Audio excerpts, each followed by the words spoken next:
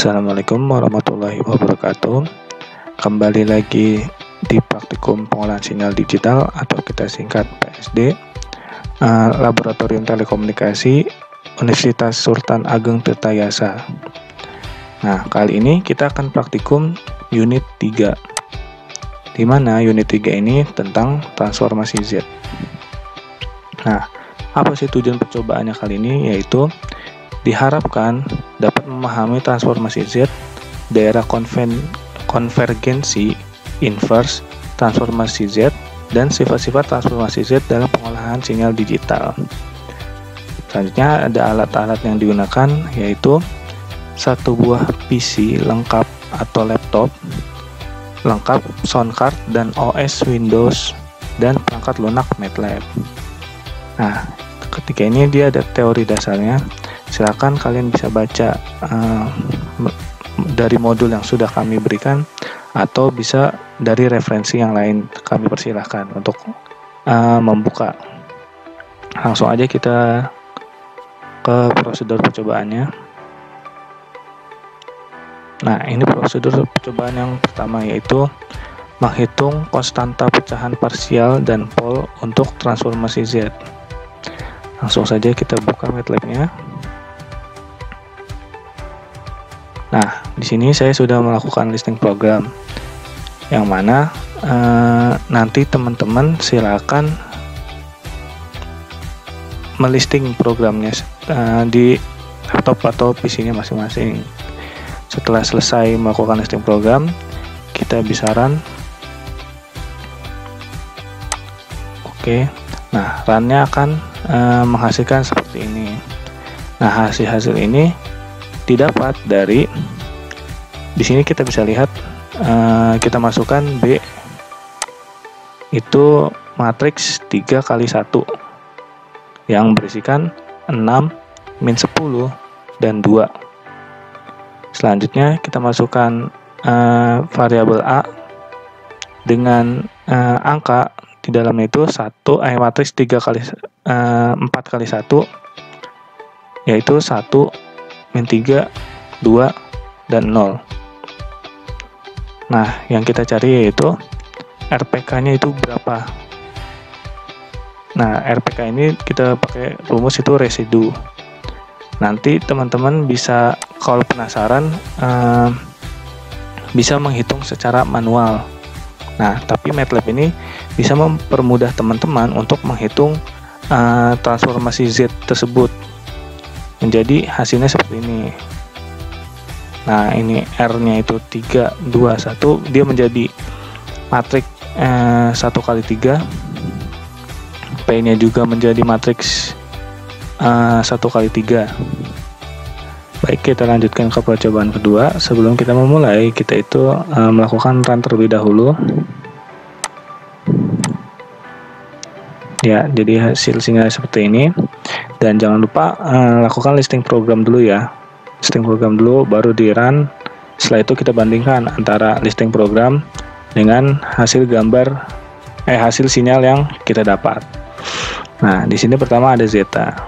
Apa sih zeta itu? Zeta adalah koefisien redaman, yang mana nilainya adalah 0,7. Selanjutnya ada TS atau periode sampling, itu bernilai 0,5. Jadi nanti antara satu titik dengan titik yang lain itu jaraknya sekitar 0,5. Nah, selanjutnya ada num. Num ini adalah pembilang yang memiliki nilai 1. Selanjutnya ada den. Den ini dia adalah penyebut. Selanjutnya den ini memiliki nilai 1,2 kali zeta. Nah, zetanya kan tadi 0,7 nih. Lalu dikalikan dengan 2. Berarti ini nilainya adalah 1,4. Ya, terus 1. Ini untuk sistem orde 2. Kenapa orde 2? Ini adalah S. Kalau kita S kan, ini S pangkat 2. Ini S. Ini koefisien nilainya. Seperti itu. Nah, selanjutnya ada SCS. SCS itu rumusnya TF num den. TF itu adalah model fungsi alih atau transfer function seperti itu. Nah, T ini dia waktu. Nah, bisa dilihat di sini di gambar, dia itu 0 sampai 19. Ya, 0 sampai 19. Bisa dilihat di sini ya. Selanjutnya ada X. Nah, X-nya itu rumusnya one size T. Jadi, nilai ini, X ini digunakan untuk menentukan sinyal yang biru ini.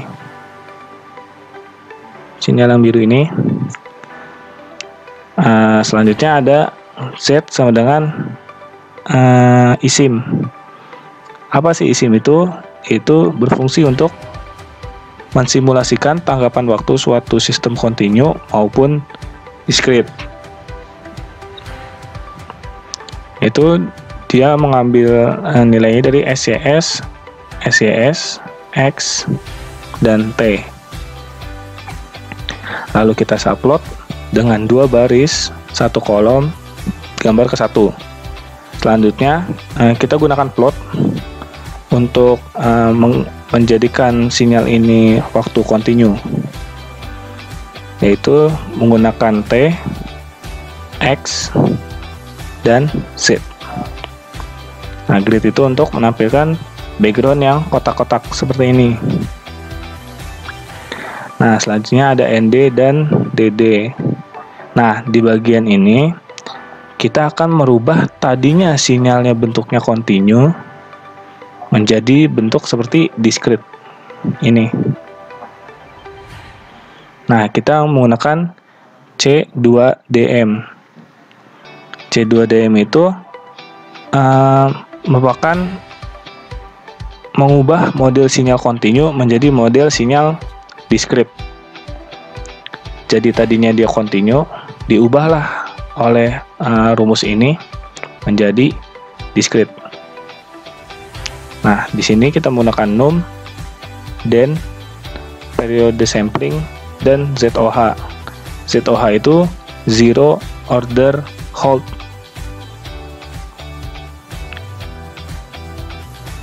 Apa sih secara pengertiannya itu ZOH itu apa sih? ZOH itu metode diskritisasi yang tepat antara sistem waktu kontinu dan diskrit dalam domain waktu untuk input tangga. Jadi ZOH ini yang membangkitkan sinyal, bukan membangkitkan sinyal, dia menunjukkan titik-titik ini nih.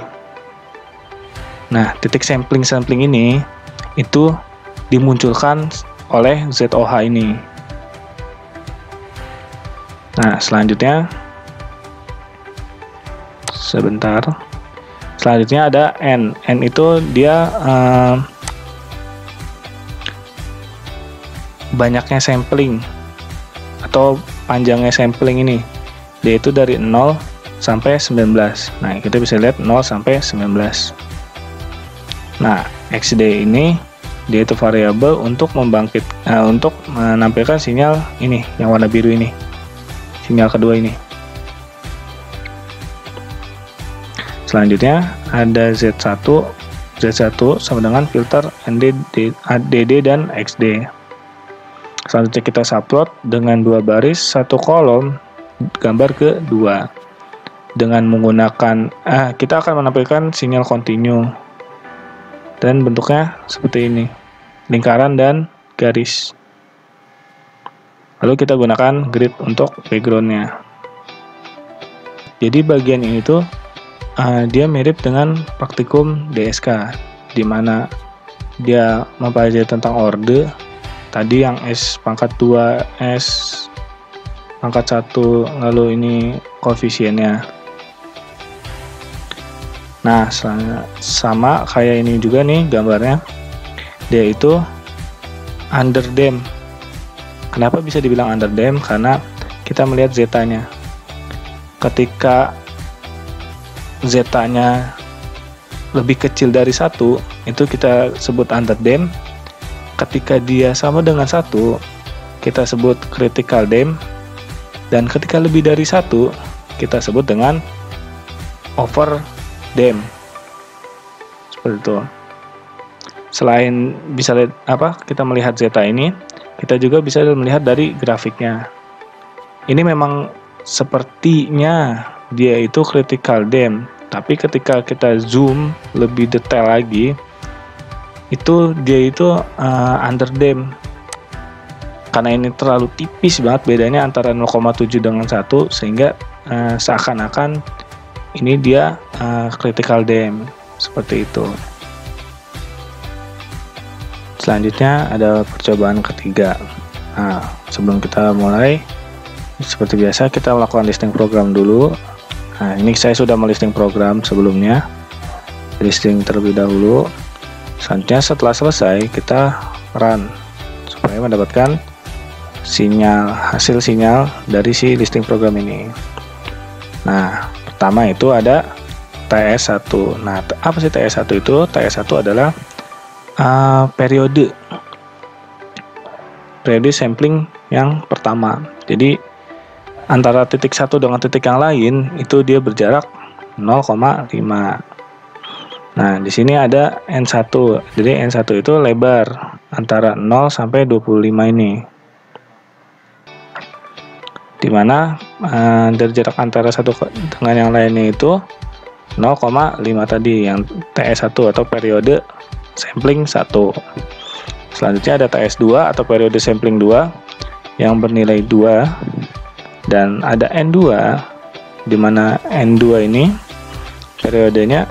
periode titik samplingnya itu dari 0 sampai 25.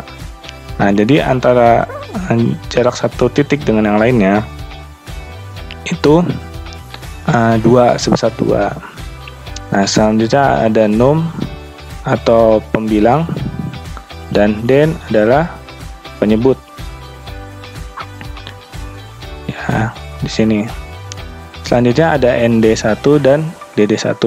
Sama seperti percobaan 2 tadi, ND1 dan DD1 ini berfungsi untuk mengubah sinyal kontinu menjadi sinyal discrete.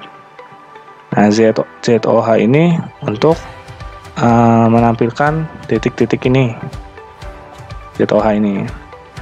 Nah, ND2 sama kayak ND1, cuma kalau yang ND2 ini untuk sinyal kedua.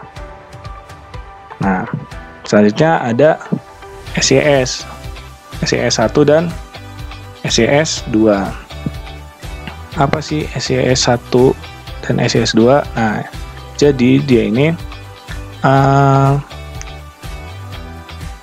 bentuknya masih open loop. Nah, jadi dia ini ada perintah TF. TF itu apa sih? Yaitu model fungsi alih. TF itu model fungsi alih. Nah, jadi ini tuh sinyalnya masih open loop. Nah, SES2 juga masih open loop. Selanjutnya ada SES underscore 1 sama dengan feedback SES 1,01. Nah, SES yang underscore 1 ini dia itu untuk close loop. Tadinya dia open loop, sekarang jadi close loop. Nah, ini itu karena ini transformasi Z, jadi ini GZ atau gain, dan ini HZ-nya, nilai HZ-nya. Nah, yang ini sama kayak yang atas, cuma ini untuk sinyal kedua. Seperti itu. Selanjutnya ada num-D atau untuk discrete, dan den-D itu untuk den bernilai discrete. Nah, TF data itu sama kayak tadi, transfer function data. Jadi dia itu memunculkan data-data yang tadi udah kita proses di feedback dan di SES underscore 1 dan di SES underscore 2 ini dimunculkannya dengan perintah ini. Nah, selanjutnya ada XD1, yaitu nilainya once size N1. Nah, ini itu untuk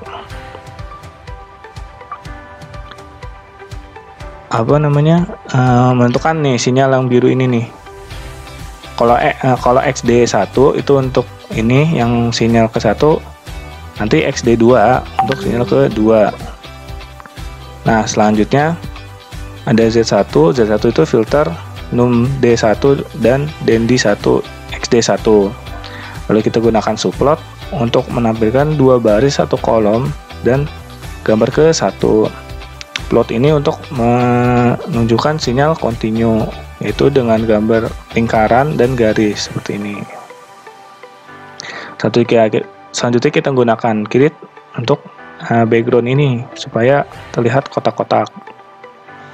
Nah, XD2 tadi saya sudah jelaskan, dan ada Z2 filter num D2 dan DEN2 XD2. Selanjutnya kita menggunakan subplot yaitu 212, yaitu 2 baris 1 kolom gambar ke 2. Plotnya yaitu menampilkan sinyal kontinu dengan menggunakan N2, XD2, N2, Z2 dan bentuknya 0 min ini. Jadi dia lingkaran dan garis lingkaran, garis lingkaran, garis lingkaran, garis seperti itu. Dan menggunakan grid-grid itu untuk background yang kotak-kotak ini. Nah, sama seperti percobaan sebelumnya, hanya bedanya di sini kita dibedakan dalam periodenya. Yang satu periodenya 0,5 dan di periode kedua itu menggunakan 2. Bisa kita lihat semakin kecil periode yang kita masukkan, maka gambarnya akan semakin detail. Begitu sebaliknya, apabila kita masukkan periodenya lebih besar, maka titiknya kurang, sinyalnya jadi bukan bentuk sinyal pada umumnya. Seperti ini bisa dilihat patah-patah. Bahkan titiknya tidak sampai 25 karena jaraknya terlalu panjang. Seperti itu. Dan bentuk sinyalnya pun yang ini itu seperti garis, bukan gelombang. Nah, tapi di sini sinyalnya itu berbentuk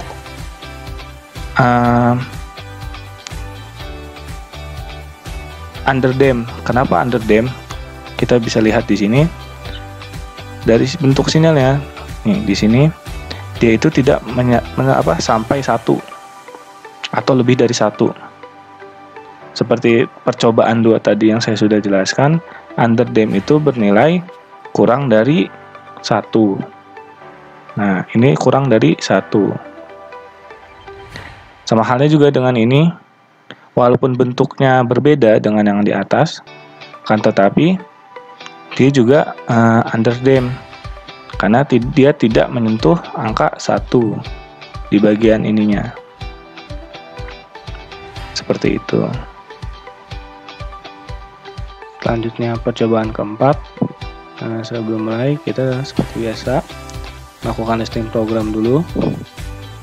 Setelah selesai melakukan listing program, kita jalankan. Nah, ini hasil dari listing program. Nah, di program ini kita menggunakan zeta, yaitu koefisien rendaman, nilainya 0,7. Di sini ada num itu pembilang, dan den itu penyebut, yaitu num itu bernilai 1, den itu bernilai 1,2 kali zeta. Zetanya 0,7 berarti 1,4. Dan sini ada 1,1. Yaitu ini order 2 karena dia S pangkat 2 S. Habis itu ini koefisien. Nah, selanjutnya ada periode sampling. Periode sampling yang kita gunakan yaitu 0,5. Nah, periode sampling ini mempengaruhi jarak antara satu titik dengan titik yang lain. Selanjutnya ada ND, DD. Nah, bagian ini itu mengubah sinyal kontinu menjadi discrete, yaitu dengan perintah C2DM atau continue to discrete model. Nah, kita itu menggunakan num, den, ts, dan ZOH. ZOH itu berfungsi untuk menampilkan sinyal ini, di titik-titik ini nih. Ini sebenarnya kalau kita perbesar, ini adalah titik-titik lingkaran, bentuknya lingkaran. Saking banyaknya, jadi seperti sinyal kontinu seperti itu. Selanjutnya ini ada poin.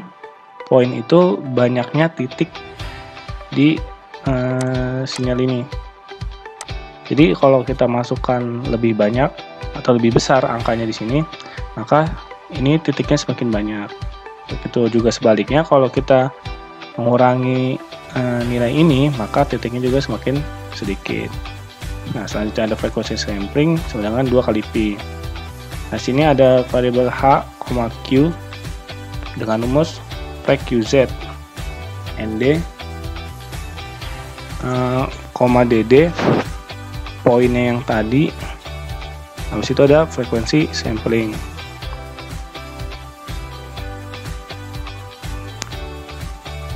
Selanjutnya ada G sama dengan once size Q kali 0,707. Nah, ini pengaruhnya nanti di garis-garis ini nih, garis putus-putus ini nih. Kalau kita ubah ininya, maka garis putus-putusnya juga akan berpindah tempat. Seperti itu. M sama dengan absolut, jadi nilainya selalu positif. Nah, selanjutnya kita menggunakan plot dalam kurung Q, M, nah ini bentuknya lingkaran. Di semua titiknya ini bentuknya lingkaran, Q, G, garis-garis. Nah, ini untuk yang ini. Tutup kurung, grid. Dan itu untuk menampilkan kotak-kotak di backgroundnya. Nah, itu bisa terjadi karena pertama ada poin di sini. Poin ini mempengaruhi banyaknya titik di sini. Oke, selanjutnya ada set point. Jadi titik ini yang ketemu itu dipengaruhi oleh set point. Selanjutnya sinyal ini bisa turun begini karena terjadi redaman. Nah, redaman itu adalah, jadi dia itu semakin kecil redaman, maka semakin optimal informasi yang didapat. Nah, sebaliknya kalau dia semakin besar redaman, informasi yang didapat juga semakin sedikit. Seperti itu. Nah, periode sampling ini mempengaruhi bentuknya sinyal. Nih, kita coba masukkan misal periode samplingnya 1. Samplingnya 1. Nah, kita bisa lihat lengkungan di sininya itu lebih maju. X-nya ini lebih ke depan gitu. Kita ubah lagi jadi 1,5 misal. Nah, bisa kita lihat dia bergeser. Seperti itu. Baik, cukup sekian dari saya untuk praktikum unit 3 ini. Mohon maaf bila ada kesalahan kata dan perbuatan. Saya cukupkan. Wassalamualaikum warahmatullahi wabarakatuh.